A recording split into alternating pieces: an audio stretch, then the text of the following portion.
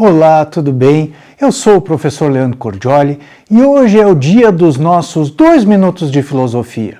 Você sabe o que é direito subjetivo? Já pensou a respeito dessa diferença entre o direito que regula uma sociedade e os direitos que a gente possui? Será que dizem respeito à mesma coisa? Vamos ver então o que é direito subjetivo. Que comece o nosso reloginho. Essa diferença entre direito objetivo e direito subjetivo fica mais clara na língua inglesa, porque eles utilizam duas palavras distintas para designar essas duas coisas que têm uma conexão, o direito objetivo e o direito subjetivo, mas são coisas distintas.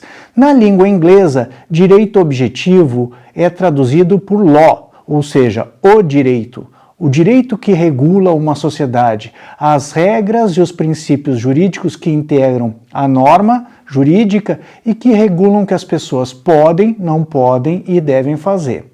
E por outro lado, existe também a expressão direito subjetivo, que na língua inglesa é right, ou seja, aqueles direitos, aqueles benefícios que são conferidos pela lei e que as pessoas têm. Por exemplo, direito à vida, direito ao lazer, direito de ir e vir, direito à liberdade religiosa e outros tantos direitos que a gente pode ter.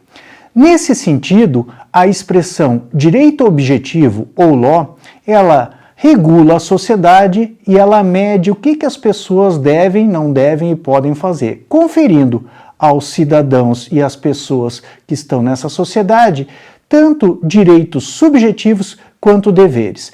Então, a todo o direito que a pessoa possui corresponde um dever das outras pessoas. Mas há também aquele dito popular que diz que o direito de alguém termina onde começa o direito do outro. Vale a pena a gente até ler um conceito aqui nesse livro, que é Lei Natural e Direitos Naturais, no qual o professor John Finnis conceitua o direito subjetivo. Diz ele: os direitos subjetivos, de todas as formas, são benefícios garantidos a pessoas pelas regras que regulam as relações entre essas pessoas e outras, sujeitas a essas mesmas regras.